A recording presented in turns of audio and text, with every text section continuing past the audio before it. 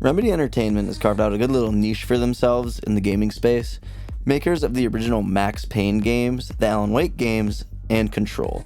And I view that niche as kind of crazy and off-the-wall single-player games where you kind of never know what is going to come next. Typically they don't vibe with me the most, and not really my kind of games, as I've tried Alan Wake 1 and Control, didn't finish either of them. So when word got out they were making a first-person multiplayer shooter, my interest was piqued. With a studio so synonymous with single-player games, I was very interested to see how a game like FBC Firebreak would turn out, so I took the plunge with some friends and checked it out. FBC Firebreak was developed and published by Remedy Entertainment and is released on June 17th, 2025 for PlayStation 5, Xbox Series consoles, and Windows PCs. I played this game on PC through PC Game Pass, so all footage you are seeing is from that platform, recorded through OBS. But more on that stuff. I'm sorry if the footage is a little choppy, more on that later. I, however, never played this game on my Lenovo Legion Go, so do with that as you will. In FBC Firebreak, you and up to 2 friends play as agents of the Federal Bureau of Control, known as Firebreak Team. You explore the oldest house and kind of just fix things that have gone wrong. If it's like there's an outbreak of some kind or equipment's down, it's Firebreak Team's job to go fix it.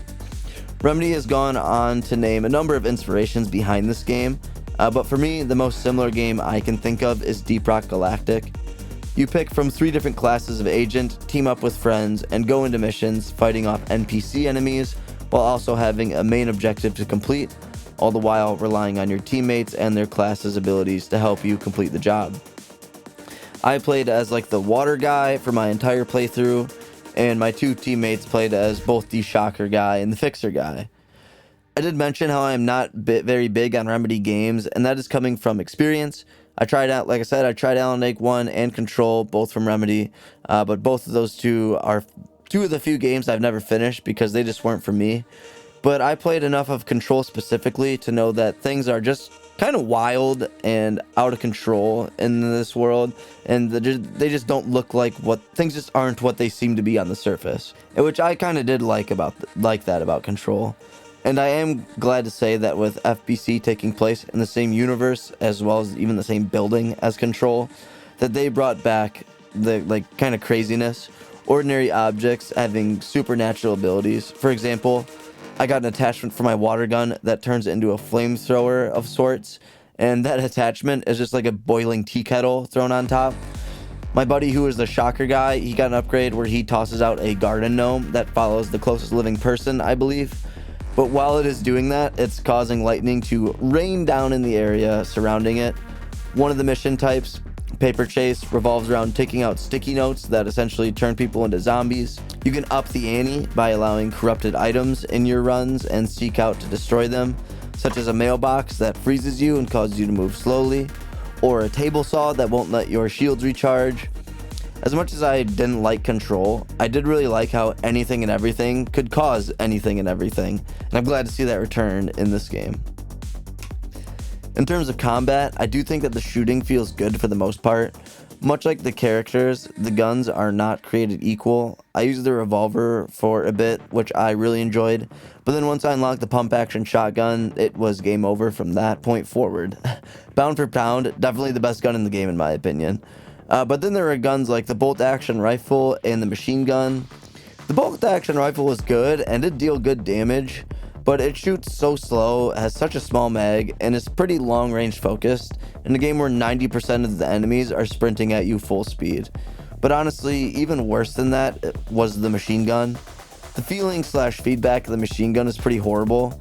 The rate of fire is incredibly slow, and the damage it does per bullet, I personally don't feel it does enough to damage to counteract the slow fire rate. Not to mention the sound the machine gun makes is very pleasant to me.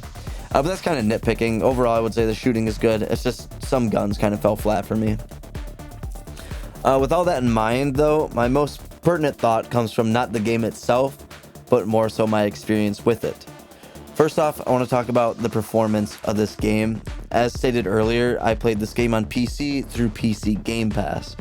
I've had my PC/PC gaming for years now. I think I built my PC in like 2021, 2022, somewhere in there. And it definitely was not like a top of the line machine then, and it definitely isn't now. My PC does have a Ryzen 9 5900X, a Radeon RX 6750 XT, and 32 gigs of DDR4 memory. And I think I can confidently say that FBC Firebreak was the worst performing game I have played on my PC.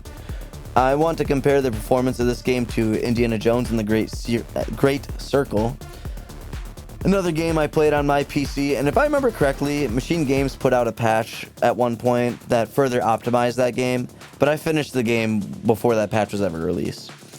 On Steam, the system requirements for Indie are definitely more demanding and higher spec than they are for FBC, but Indie ran far better on my PC, a lot smoother, a lot nicer gameplay, a lot more stable at the very least. In FBC, the game was very, very stuttery and borderline unplayable at a point with how stuttery and poorly it was running. And I lowered the settings as much as I could, and it was still running very poorly. It seems this isn't a problem for most people, but I can only report on my experience. And the two people I played with were on their Xbox Series S's, so they can't really weigh in on PC performance. But in my experience, it was quite poor, and that doesn't even include the bugs we came across. There seemed to be a set of frequent and reoccurring bugs we did come across. On my end, there was a bug where one of my friends, the same one every time, nearly without fail, might I add, would start the game completely invisible to me, or at least like the mission.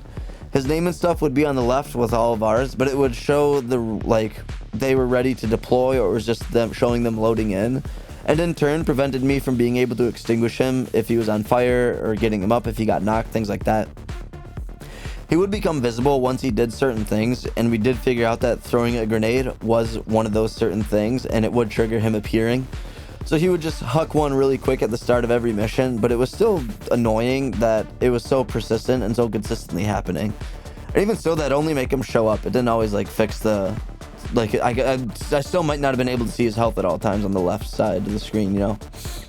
Also, my other friend I was playing with sometimes wouldn't be able to complete the objectives. The game just straight up didn't allow him. He would go to the mission marker and everything, but there was never a prompt that would show up allowing him to complete the objective.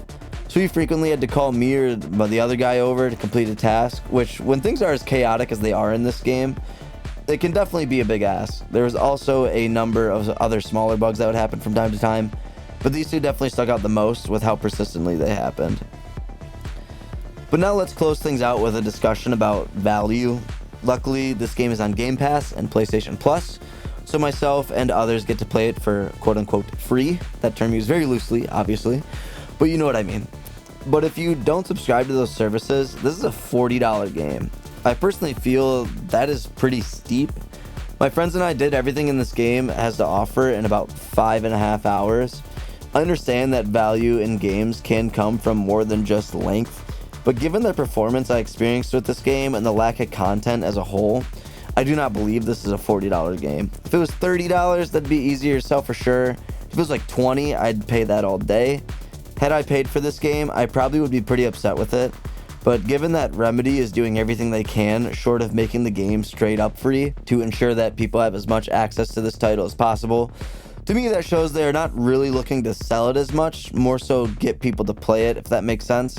Which I don't know how that's going for them, given the last time I looked at the Steam DB for this game. If I paid for it, I probably would have said I don't like it, but given I played it again and used very loosely here for free, it bumps it up to having mixed feelings about it.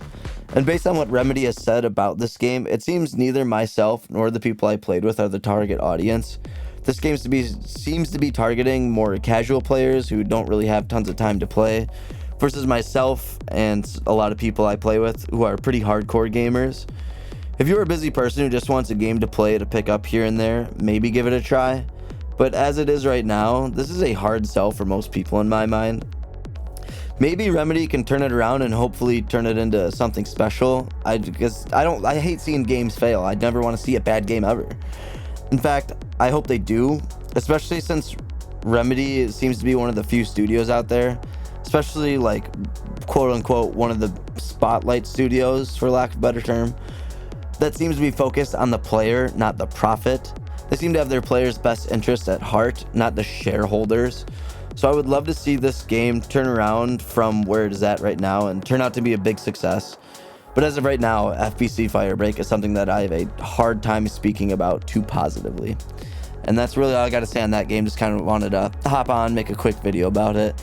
If you like, don't forget to like this video, give it a thumbs up, subscribe to the channel for all your food and gaming needs. And don't forget to let me know your thoughts in the comments below. Thanks again for watching, and I'll see you in the next one.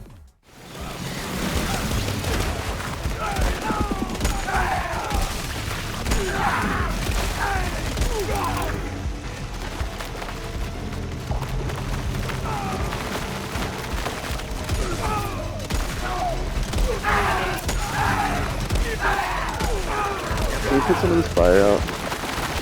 Where? Careful! Fire! You can't just go around it? No! Just run through it. I need help. Here, get to me. Stand by me. Stand by me. Oh shit, I have no health. What the fuck? Yeah, I know. I'm taking care of that. That emitter needs power.